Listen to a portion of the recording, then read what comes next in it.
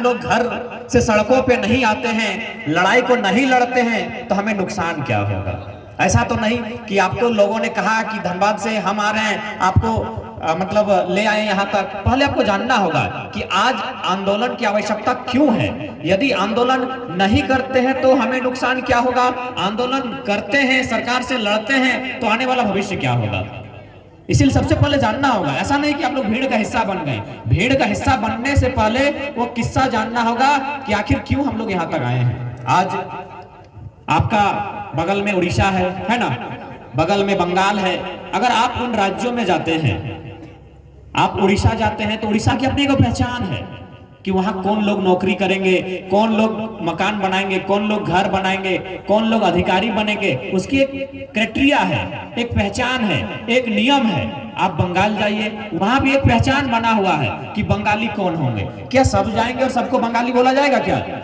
आप अगर यहाँ जितने लोग आज बैठे हैं लुपुंगडी की धरती में, अगर आप लोग सभी उठ के चले जाते हैं बंगाल, तो क्या लोग आपको बंगाली मानेंगे? नहीं मानेंगे। यानी सबकी अपनी अपनी पहचान है कि बंगाली कौन है, उड़िया का कौन है, गुजराती कौन है, मराठी कौन है। ये सबकी अपनी अपनी पहचान है, सबकी अलग अलग पहचान है।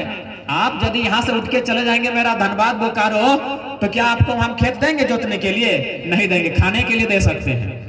आप जितना दिन रहिएगा हम आपको खाने के लिए दे सकते हैं, आपको हम पहनने के लिए दे सकते हैं। खेतवा तो नहीं ना देंगे जोतने के लिए। खेत समझ रहे ना, क्योंकि वो खेत मेरा है, वहां के लोगों का है, आपका यहाँ आपके लोगों का है। ये खेत आपका है, हम अभी यहाँ आए हैं, 7-8 दिन हम यहाँ रहेंगे, तो क्या मिलेगा हमको? ज्यादा से ज्यादा खाना दीजिएगा, रहने दीजिएगा, एक दो को कपड़ा दीजिएगा, यही दीजिएगा ना। यहाँ का जमींदारी हमको नहीं ना दीजिएगा, यहाँ का जो नौकरी सब हमको नहीं ना दीजिएगा। तो यही राज है कि बंगाल बंगालियों का, उड़ीसा उड़िया का, गुजरात गुजरातियों का, महाराष्ट्र मराठियों का। लेकिन दुख की बात है और दुर्भाग्य की बात है कि झारखंड सबका है, झारखंड की कोई पहचान नहीं है। क्यों भाई, इतना बड़ा अन्याय सिर्फ झारखंड के साथ क्यों? क्यों नहीं झारखंड की पहचान? और क्या झारखंड हमने, किसी ने हमें उपहार में दिया है, गिफ्ट में दिया है क्या? नहीं ना। क्या झारखंड हमें किसी ने गिफ्ट में दिया है? नहीं दिया है। हमने 88 साल संघर्ष किया है, 1-2 साल नहीं, 88 साल। क्या यहाँ कोई है क्या 88 साल का? नहीं है ना। यानी एक युग, एक शताब्दी तक हमने संघर्ष किया है, 88 साल संघर्ष किया है, 88,000 लोगों का रक्त बहा है, तब हमें यह झारखंड मिला है। ऐसे तो नहीं मिला है। जब ऐसे नहीं मिला है तो फिर यहाँ के हक अधिकार, यहाँ के नियोजन में यदि किसी का पहला अधिकार होना चाहिए तो झारखंडी का होना चाहिए। हमारी तो यही लड़ाई है। हमारे जो, थोड़ा सा समझिएगा, हमारे लगभग 4-5 राज्य हमारी साथ सीमा लगाते हैं। उत्तर प्रदेश छोटा सा लगाता है, उसको अभी बाइकआउट करते हैं। 4 राज्य हमारे झारखंड से सीमा लगाते हैं। चारों राज्य को थोड़ा सा समझते हैं। एक तरफ बिहार लगाता है, उत्तर में बिहार, पूरब में बंगाल, पश्चिम में छत्तीसगढ़ और इधर आपका उड़ीसा। उड़ीसा की पहचान क्या है? भाषा। अगर आप उड़ीसा की भाषा जानते हैं, उड़िया भाषा, तो आप वहां के गने जाएंगे। वहां के जो नौकरियां होंगी, वहां का जो नियोजन होगा, उसमें आप अधिकार कर सकते हैं। उड़ीसा की पहचान है भाषा। बंगाल की पहचान क्या है? वहां भी भाषा है। आप किसी भी एग्जाम को देने जाइए, वहां आपको बंगला आना होगा, बंगला में जानना होगा। यानी ये जो हमारे इधर के 2 राज्य हैं, उड़ीसा और बंगाल, वहां की पहचान है भाषा। लेकिन ठीक जो हमारे इधर है, पश्चिम और उत्तर में, वहां भाषा नहीं है। बिहार में भाषा नहीं है। बिहार में क्या है? खतियान, 1932 का खतियान। छत्तीसगढ़, वहां भी क्या है?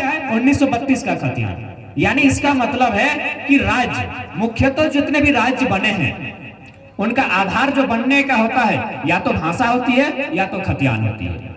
मुख्यतः यही होता है। मान के चलिए कि झारखंड, अगर हम लोग झारखंड की बात करते हैं कि झारखंड को अगर हम लोग भाषा के आधार पर बनाना चाहें तो संभव नहीं है। झारखंड भाषा के आधार पर राज्य नहीं बन सकता है, क्योंकि झारखंड के जो लोग हैं, आदिवासी मूलवासी, वे विभिन्न भाषाओं को बोलते हैं। इसीलिए झारखंड को भाषा के आधार पर एक हम नहीं कर सकते हैं। झारखंड की पहचान भाषा से हम तय नहीं कर सकते हैं, क्योंकि यहाँ अगर हम रिपोर्ट की भी बात करें तो 9 भाषाएं हैं, तो उनके आधार पर एक हम तय नहीं कर सकते हैं। तो झारखंड कैसे बन सकता है? खतियान से बन सकता है। तो इसलिए उदाहरण सामने है, बिहार और छत्तीसगढ़ जो हमारे पड़ोसी राज्य हैं, उन्होंने खतियान के आधार पर यह तय किया है कि उनका राज्य का निवासी कौन होगा। तो फिर हम क्यों तय नहीं कर सकते हैं? देखिए, हम लोग तय इसलिए नहीं कर पा रहे हैं क्योंकि इस चीज को मानना होगा, झारखंड एक औद्योगिक क्षेत्र है। औद्योगिक यानी यहाँ उद्योग है, यहाँ की जमीन पर सोना भी मिलता है, चांदी भी मिलता है, हीरा मोती सब मिलता है। और हमेशा कालांतर से हमेशा लोगों की नजर यहाँ पर रही है, यहाँ के लोग भोले भाले, इस बात को भी आपको मानना होगा। हम लोग जंगल में, वन पर्वत पहाड़ गांव देहात में रहने वाले लोग हैं, हम लोग हमेशा भोले भाले लोग हैं, रहे हैं कि नहीं? और हमारे इसी भोलेपन का फायदा इन्होंने बखूबी उठाया है। क्योंकि ये बात सही है कि जितने विधायक लोग हैं वे मूलतः 72-73 जो विधायक हैं वो हमारी माटी के हैं, इसमें कोई दो राय नहीं है। लेकिन क्या सिर्फ विधायिका से ही राज चलता है, लोकतंत्र चलता है? नहीं चलता है। लोकतंत्र के 4 अंग होते हैं, 4 स्तंभ होते हैं, विधायिका, कार्यपालिका, न्यायपालिका, पत्रकारिता। विधायिका में हमारे लोग हैं, जो विधायक हैं, चाहे चंपई सोरेन रहे, सविता महतो रहे और भी मंगल कालिंदी रहे, वे लोग संभव है यहाँ के होस्ट हैं, यहाँ की माटी के हैं। लेकिन जैसे हम कार्यपालिका की बात करते हैं, कार्यपालिका यानी जो क्रियान्वयन करती है, जिसमें हम लोग अधिकारी को कह सकते हैं, क्या हमारे लोग अधिकारी में है? नहीं है। क्या वे IAS IPS के रैंक में हैं? नहीं है। क्या वे BDO CO के रैंक में हैं? नहीं है। क्या वे थाना प्रभारी हैं? नहीं है। तो नियम तो बनाती है विधायिका, कलम चला दी कि ये नियम है, नियम को क्रियान्वयन करती है कार्यपालिका, वहां हमारे लोग नहीं है। मुख्य स्थान होता है न्यायपालिका, क्या वहां हमारे लोग हैं? नहीं है। तो हमारे लोग, यदि हमारे लोग आगे आएंगे, न्यायपालिका में आएंगे, कार्यपालिका में आएंगे, कैसे आएंगे? उसके लिए आपको प्रोत्साहन देना होगा, यहाँ के लोगों को रिजर्व करना होगा, यहाँ के लोगों को प्राथमिकता देनी होगी, चाहे भाषा के आधार पर दें या खतियान के आधार पर दें। यहाँ के लोगों को अगर आगे बढ़ाना है तो यहाँ के लोगों पर आपका ध्यान केंद्रित होना होगा। आज डर क्यों है? आज डरने की क्या बात है, इसको भी जानना होगा। आप एक औद्योगिक क्षेत्र में आते हैं, आज ये जो जमशेदपुर का क्षेत्र है, जो सिंहभूम का क्षेत्र है, ये मुख्यतः एक औद्योगिक क्षेत्र है, आपकी जानकारी होनी चाहिए। आप तो यहाँ के लोग हैं, मैंने किताबों में पढ़ा है, चांडिल डैम आपका किधर है ना बगल में।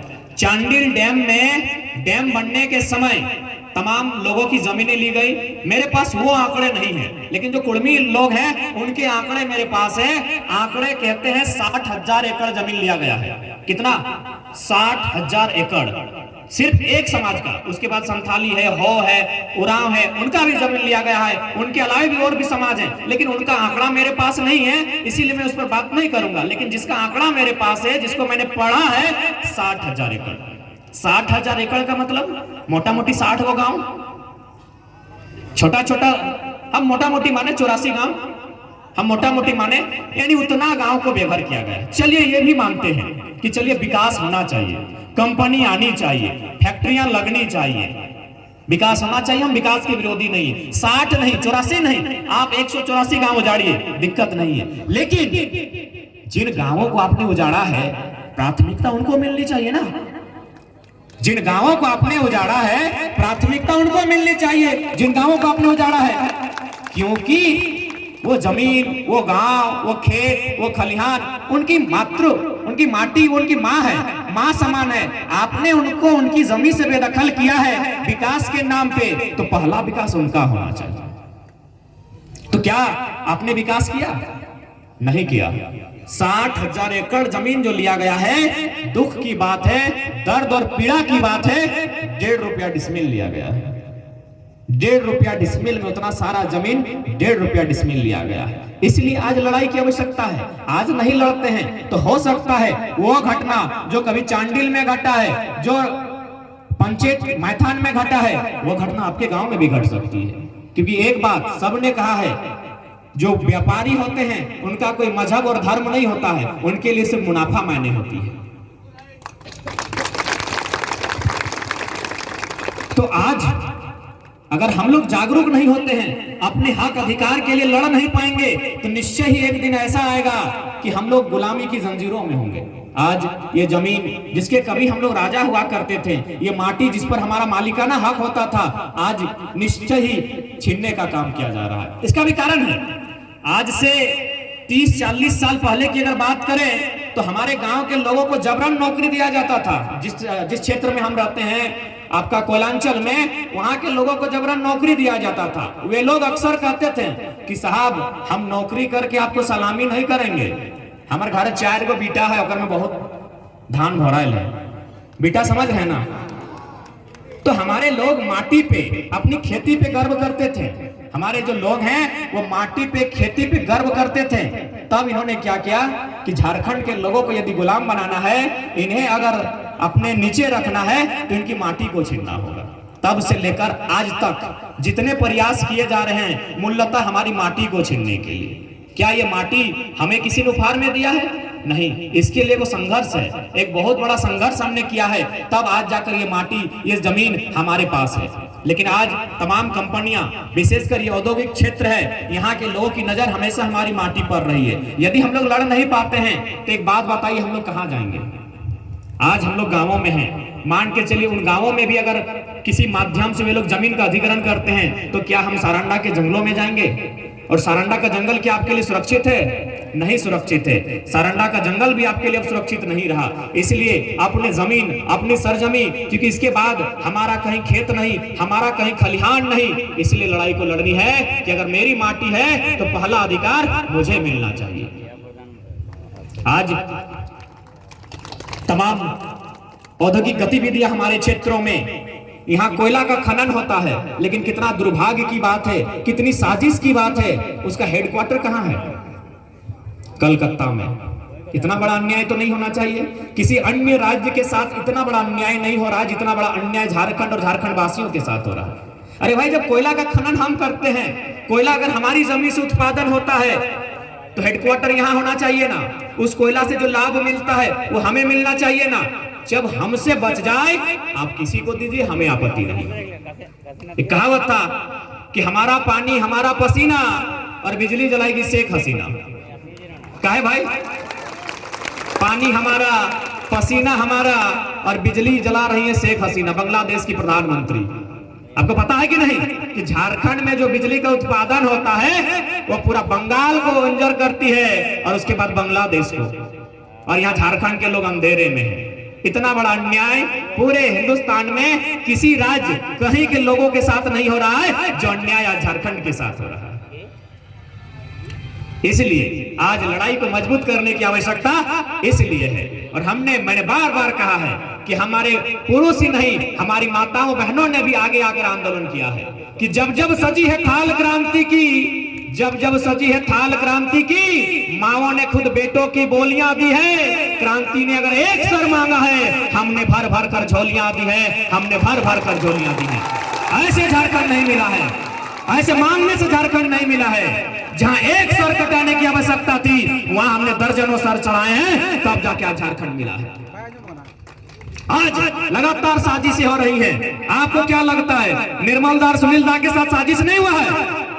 तो हम तो बहुत छोटे इंसान हैं, हम लोग तो बहुत छोटे लोग हैं, गांव के लोग हैं। हम तो कब खत्म कर दिए जाएंगे पता भी नहीं चलेगा। अरे जब उतने वे लोग हमारे समाज के नहीं, पूरे झारखंड के वे पहाड़ जैसे लोग थे, वे बरगद थे, वे छाया देते थे झारखंड को। उन्होंने उन बरगद को गिराने का काम किया है, तो हम और आप क्या हैं? हम तो छोटी मोटी झाड़ियां भी नहीं हैं। ठीक है, हम निर्मल नहीं बन सकते हैं, हम सुनील नहीं बन सकते हैं, 100 मिलके तो बन सकते हैं ना। एक अकेला अगर निर्मल दा की बराबरी नहीं कर सकता है, एक अकेला अगर सुनील दा की बराबरी नहीं कर सकता है, क्या यहाँ की माटी के जवानों में वो दम नहीं रहा कि 100 मिलकर भी बराबरी नहीं करेंगे? या फिर इस उल्हान की धरती ने निर्मल और सुनील को जन्म देना छोड़ दिया है क्या? नहीं ना, तो सामने होगा ना। और थोड़ा सा समझिएगा, मैं तो जब निर्मल दा के बारे में तो विशेष नहीं जानता हूं, लेकिन सुनील दा की जब हत्या हुई थी मैंने अखबार में पढ़ा था। मैं मिडिल स्कूल का छात्र था, शायद होली का दिन था, 2007 था ना, 4 मार्च 2007। थोड़ा सा समझिएगा, मैंने बार बार कहा है I am not a leader, I am a philosopher. मैं नेता नहीं हूं, मैं एक दार्शनिक हूं, मैं आपको आपका भविष्य दिखाने आया हूं। अरे भविष्य तो छोड़िए, आज मैं आपको सुनील दा की शहादत को यहां प्रकट करके मैं आपको आपका भूतकाल दिखा रहा हूं कि भूतकाल में क्या षड्यंत्र हुआ होगा।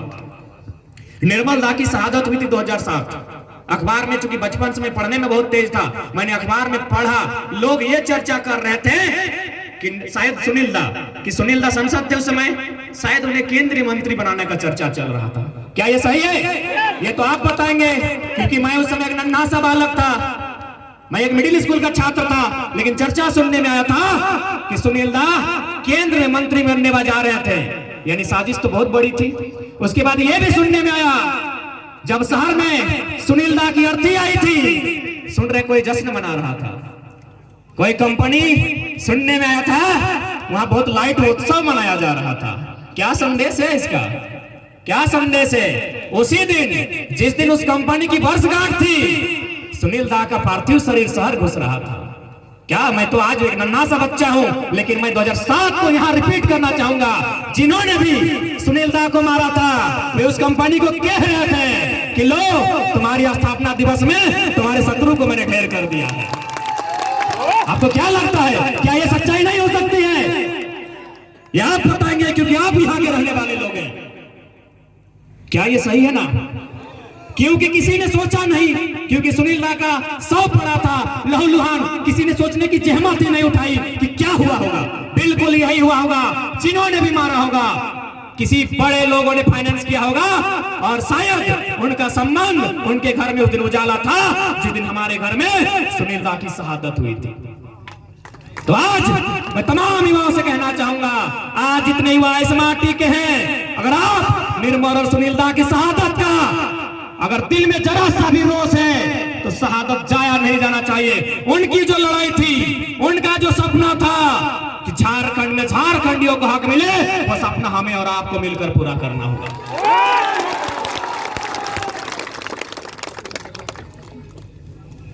कुछ लोग ये भी कहते हैं कि सुनील दा की घटना से कुछ दिन पहले शायद किसी कंपनी के साथ भूमि अधिग्रहण को लेकर उनका टेबल टॉक भी हुआ था। क्या ये सही है? कुछ दिन पहले, उनकी मृत्यु से कुछ दिन पहले कंपनी के साथ, चाहे जो कंपनी रहे, उनके साथ टेबल टॉक हुआ था भूमि अधिग्रहण को लेकर, स्थानीय लोगों के रोजगार को लेकर। तो संकेत और इशारे तो स्पष्ट करते हैं कि आज से नहीं, सदियों से जब जब इस माटी के बेटे ने ललकार भरी है, जो हमें मिटाना चाहते हैं, जो हमें मिटाना चाहते हैं, उन्होंने हमेशा साजिश रची है। आज एकजुटता की बारी है, क्योंकि आज ये बात हमें भी स्वीकारनी होगी कि निर्मल और सुनील रोज रोज पैदा नहीं होते, वे सदियों में एक बार ही आते हैं। लेकिन हाँ, वे अगर 100 सालों में एक बार आते हैं, तो हम 100 मिलकर जरूर उनका मुकाबला और उनके जैसा बन सकते हैं, और उन्होंने जो सपना छोड़ कर गए हैं, उन्हें हम आगे बढ़ा सकते हैं। आज जमीनें हमारी, माटी हमारी, और अस्थायी कौन हो रहे हैं? यूपी, बिहार, बंगाल, उड़ीसा के लोग। क्यों भाई, अन्याय नहीं है क्या? जमीनें हमारी छीनी गई है। मैं तमाम कंपनियों को मैं संदेश देना चाहूंगा, यदि आपके पास शक्ति है, आपके पास सत्ता है, तो क्या दया नाम की चीज आप में नहीं है? मानवता आप में नहीं है? यदि है, तो जिनकी जमीनें ली है, पहले नियोजन, पहले मुआवजा उनको मिलना चाहिए। और नहीं तो याद रखिएगा, इस दुनिया ने सिकंदर को भी देखा है, उसे भी खाली हाथ लौटना पड़ा है। आप कहां से आए हो? इस दुनिया ने सिकंदर को देखा है, इस दुनिया ने जार की सत्ता को भी देखा है, जो मामूली छात्रों ने उखाड़ कर फेंक दिया था। इसलिए इन छात्रों को हक अधिकार से वंचित ना करें, इनके जमीन पर पहला हक अधिकारी ने मिलना चाहिए, नहीं तो वो दिन दूर नहीं होगा। फिर ये मत कहिएगा कि झारखंड के लोग असंवैधानिक हम नहीं हैं। असंवैधानिक वे हैं जो सीएनटी का उल्लंघन कर रहे हैं, जो एसपीटी का उल्लंघन कर रहे हैं, जो अनुसूची 9 का उल्लंघन कर रहे हैं, वे लोग असंवैधानिक हैं। हम तो संविधान की बात करते हैं और हमेशा हमारा नाता रहा है। आज ये लोग कहते हैं भाईचारा की बात करते हैं, आपको मानना होगा, आपको स्वीकारना होगा, हमारी जो संस्कृति रही है, हमारी जो परंपरा रही है, ये सदियों से अलग रही है। अगर आप कहेंगे कैसे, आप पढ़े लिखे लोग हैं, क्योंकि आप औद्योगिक क्षेत्र में हैं, निश्चय ही आपने पढ़ा होगा 1865 में कानून बना था हिंदुस्तान में, इंडियन सक्सेशन एक्ट। आपको याद होगा इंडियन सक्सेशन एक्ट, वो कानून लगभग 20 वर्षों तक कायम रहा। 20 वर्षों के बाद उस कानून में फिर से सर्वे होता है, और सर्वे करने वाले रिजले रिजले एक बहुत बड़े एंथ्रोपोलॉजिस्ट थे, उन्होंने कहा कि ये कानून पूरे हिंदुस्तान में मान्य हो सकता है क्योंकि उनका जीवन कहीं ना कहीं एक दूसरे से मिलता है, उनका तरीका। झारखंड में ये मान्य नहीं हो सकता है क्योंकि इनकी एक अलग पहचान है। ये हम नहीं कह रहे हैं, इतिहास के आंकड़े कह रहे हैं। और हमने हमेशा बताया है, आपको जलियांवाला बाग याद है लेकिन आपको सरायकेला गोलीकांड याद नहीं है। यहाँ की हर पहचान के साथ हिंदुस्तान के राइटरों ने, इतिहासकारों ने हमेशा जाति की है। 1857 को पहली क्रांति कहा जाता है, उससे 100 साल पहले से हम लोग लड़ाई लड़ रहे हैं झारखंड की सरजमी से और यही कोल्हान की सरजमी से। कभी ढाल भूम, कभी वीरभूम, कभी मान भूम, लगातार हम लोग आंदोलन कर रहे हैं, लेकिन कहीं इतिहास के पन्नों में जगह नहीं है, ना किसी ने लिखने की जहमत की है। क्योंकि ये बात मानना होगा कि हम लोग उस समय कलम में पीछे थे, ये बात सच्चाई है। आज अगर हमारे पास कलम की ताकत होती तो हिंदुस्तान के सबसे बड़े क्रांतिकारी, सबसे पहले क्रांतिकारी, सबसे पहले शहीद रघुनाथ महतो होते, लेकिन हमारे पास कलम नहीं थी। जो सम्मान अन्य क्रांतिकारी को मिला वे तिलका मांझी, सिद्धू कान्हू, रघुनाथ महतो, चांदको महतो, इनको कभी नहीं मिल पाया क्योंकि हमारे पास कलम की ताकत नहीं थी। आज हम लोग कलम चलाने लगे हैं, आज हम लोग पढ़ने लगे हैं, निश्चय ही बदलाव आएगा, बशर्ते अगर हम लोग एकजुटता के साथ लड़े।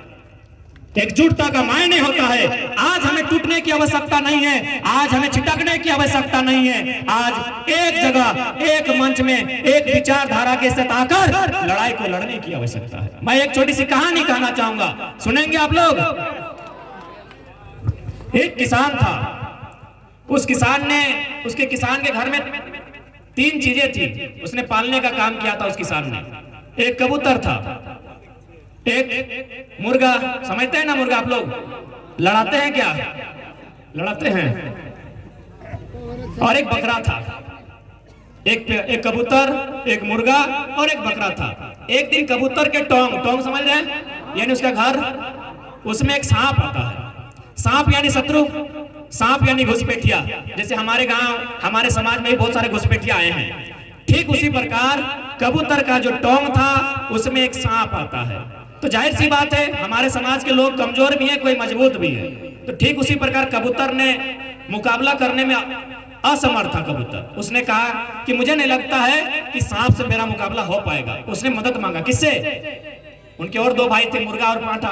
तो पहले उसने मुर्गा से जाकर कहा कि भाई ऐसा ऐसा बात है, मेरे घर में एक सांप घुस आया है, थोड़ा मदद करो, तुम नोचने वाले, तुम उड़ने वाले, थोड़ा इसे साइड कर दो। उस मुर्गे ने कहा कि सांप तुम्हारे घर में आया है, तुम्हारे घर में घुसा है, ये झगड़ा तुम्हारा है, तुम हैंडल करो, हम साथ नहीं देंगे। अब क्या हुआ, वो कबूतर, नन्हा सा कबूतर चला गया बकरे के पास। बकरे से भी उसने क्या कहा कि दादा ऐसा बात है, एक सांप मेरे घर में घुस आया है, आप मेरी सहायता करो। बकरे ने भी वही उत्तर दिया कि मामला आपका है, घर में आपके घुसा है, झगड़ा आपका है, आप समझो, हम सहायता नहीं करेंगे। कबूतर को लगा कि ये लोग भाई बलशाली हैं, ये धनवान हैं, हम गरीब हैं, मेरी सहायता नहीं करेंगे। ये लोग मगरूर हो चुके, ये घमंड में भर चुके हैं। उसने अपने नन्हे नन्हे बच्चों को किसी तरह लिया और कबूतर रात को उड़ जाता है। कबूतर तो चला गया लेकिन सांप तो था ही ना। उसने रात को किसान की पत्नी को डसने का काम किया। अब जब किसान की पत्नी को डसा तो सुबह झाड़ फूक करने वाले लोग आए, थोड़ा सा मित्र, आपूस कुटुंब समझ रहे ना, आपूस कुटुंब देखने आए। अब देखने आए तो खाने के लिए चाहिए ना, मुर्गा को काटा। 2 दिन बाद और 2 लोग आए, मुर्गा खत्म था, बचा था पांठा, अब पांठा को काटा गया। तो इस कहानी का मतलब क्या है, यदि मुर्गा और बकरे ने यदि अपने छोटे भाई कबूतर की साथ दिया होता, आज तीनों जिंदा होते हैं। यही समाज है। आप बलवान हो सकते हैं, आप बलवान हो सकते हैं, आप धनवान हो सकते हैं, लेकिन एगो निंगसा बोलते हैं ना हम लोग, कब आ जाए, किस बहाने से आ जाए, कहना मुश्किल है। तो इसलिए मगरूर ना हो, दर्प में दर्पित ना हो। अगर आपका समाज का व्यक्ति है, आपका भाई है, उसकी सहायता करें, उसका साथ जरूर दें, क्योंकि आज जो लड़ाई आई है ये समाज की लड़ाई है, ये सामूहिकता की लड़ाई है। एक अकेला हार जाएगा। ये लड़ाई सबको मिलकर लड़नी है। अब देखिए, एक हजारीबाग का मामला है, तो अगर कागज है तो लाएंगे, हम आपको पढ़ के सुना देते हैं। विनोद दा देखें, हजारीबाग का मामला है। जेपीएससी समझते हैं ना, हमारे समाज की एक बहन है, उन्होंने हजारीबाग उनका घर है, जेपीएससी क्लियर किया है। अब देखिए उनके साथ क्या साजिश हो रही है। आज ये हजारीबाग का मामला है। चूंकि हम कागज इसलिए दिखा रहे हैं क्योंकि हम मीडिया के बहुत सारे लोग हैं, बड़े सवाल पूछते हैं कि भाई आप सिर्फ ऐसे ही कहते हैं या कोई तर्क है, कोई लिखित प्रमाण है। ये मामला हजारीबाग का है। जेपीएससी में उन्होंने इम्तिहान को क्लियर किया है, उनकी नौकरी लगभग तय है BC1 से, क्योंकि हम लोग BC1 में आते हैं। और उनके स्थान पर जिनको नौकरी दिया जा रहा है, उनका सारा चीज BC2 में हुआ है। उनका एग्जाम देना, उनका फॉर्म भरा जाना, सारा चीज BC2 में हुआ है। और एक मजेदार बात, वो हमारे राज्य की नहीं है। जिसके बदले, हमारी बहन के बदले जिनको ये नौकरी प्रोवाइड किया जा रहा है, वो हमारे राज्य की नहीं है। उनका एक बार नाम सुना देते जो हमारी है।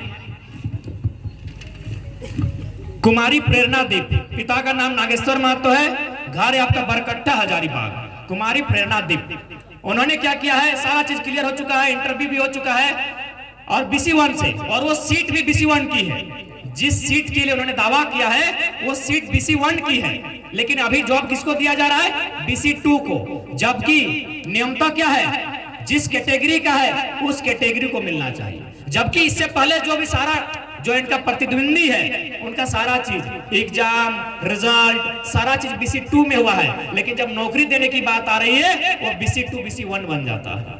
इतना बड़ा अन्याय, इतनी बड़ी साजिश। और यही नहीं, लगभग आधा दर्जन विधायक मंत्रियों ने लिखा है अपने पत्र में। सबसे पहले जगन्नाथ महतो जी मंत्री जी का है, मथुरा प्रसाद महतो, सुदेश महतो, डॉक्टर लंबोदर महतो, जयप्रकाश भाई पटेल, इतने लोगों ने लिखा है कि ये गलत हो रहा है। सबने अपने अपने लेटर पेड में लिखा है कि कुमारी दीप प्रेरणा जो है, प्रेरणा दीप, इनके नियोजन को आप गलत तरीके से किसी और को दे रहे हैं। एक नहीं 5-6 विधायक मंत्रियों ने लिखा है, लेकिन अभी तक सुनवाई नहीं। समझ सकते हैं, जब इतने इतने विधायक मंत्री बोने पड़ जा रहे हैं तो हम लड़ पाएंगे? अगर हम लोग एकजुटता के साथ नहीं रहें, अगर हम लोग चीजों को नहीं समझे, तो क्या हम लोग लड़ पाएंगे? नहीं ना लड़ पाएंगे। इसलिए आज आवश्यकता है लड़ने की, आज आवश्यकता है समाज को नवनिर्माण की, आज आवश्यकता है समाज को फिर से जगाने की। आज आप कहीं जाइए, आप अपने ही शहर की बात करें, अपने ही क्षेत्र की बात करें, आज यहाँ हर व्यवस्था चरमराई हुई है। स्थानीय जितने भी चिकित्सालय हैं, जितने भी स्वास्थ्य केंद्र है, कहीं डॉक्टर की बहाली नहीं है क्या? जबकि जानकारी होनी चाहिए। आपके स्वास्थ्य मंत्री यही के हैं, लग रहा है उनको अपने कमीशन से मतलब है, इससे ज्यादा कुछ नहीं चाहिए। आप खुद स्वास्थ्य मंत्री हैं और मजे की बात है, खुद अपना घर संभालते नहीं हैं और धनबाद का जिम्मा इनके पास है। अपना घर संभालने का कैपेसिटी नहीं है। जितना स्वास्थ्य केंद्र पड़ा है, सब में डॉक्टर की व्यवस्था नहीं है, सब में इनको कमीशन चाहिए, और ये संभालने कहाँ जा रहे हैं? धनबाद। अरे भैया, पहले अपना घर तो संभाल लीजिए। आपके घर में व्यवस्था नहीं है, आपके घर में अराजकता फैली हुई है, यहाँ के लोगों के हक अधिकार को छीना जा रहा है। आप धनबाद गए। धनबाद जाने का कारण यही है, कोयला तो धनबाद में है, कोयलवा सबसे ज्यादा धनबाद में है। आज हमारे अंदर जो डर है, उस डर को भी समाप्त करना होगा। आज हमारे अंदर जो डर है, एक डर है कि सामने जो लोग हैं वे लोग बड़े बड़े लोग हैं, बड़े बड़े धनवान लोग हैं। एक बात याद रखिएगा, चाहे अंबानी रहे, अडानी रहे, चाहे टाटा बिरला, चाहे वेदांता रहे, उन लोग भी रोटियां खाता है ना, सोना चांदी नहीं ना खाता है। उनको भी दर्द होता है ना, उनका भी अगर नर्तियां दबाएंगे तो मचराएगा ना।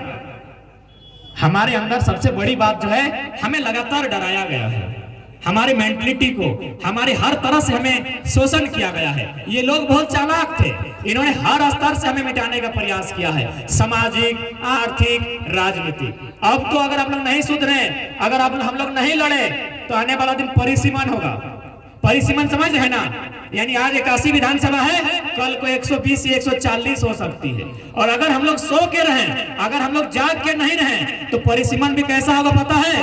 आधा शहरी और आधा गांव का वोट। एक कोना यहाँ लेगा, अगला कोना वहां लेगा और विधानसभा बनाएगा, क्योंकि जानता है झारखंड का लोगों को दारू मुर्गा काफी है वोट लेने के लिए। इधर भी ऐसा होता है क्या? ऐसा तो नहीं कि धनबाद और बोकारो में हमारा उधरे होता है, इधर भी होता है ना। तो ये लोग जान रहे हैं कि गांव के लोग आज भी गांवे का जैसा है। ठीक है भाई, हम गांवे का जैसा है, हमें दिक्कत नहीं है, हम गांव के जैसा ही रहना चाहते हैं। लेकिन अब हम लोग नए झारखंड की ओर बढ़ रहे हैं, तो अब लोग हम लोग नया सोचेंगे। जो लोग हमारे हित में कानून नहीं बनाएंगे, उन लोगों को विधानसभा तक जाने भी नहीं दिया जाएगा।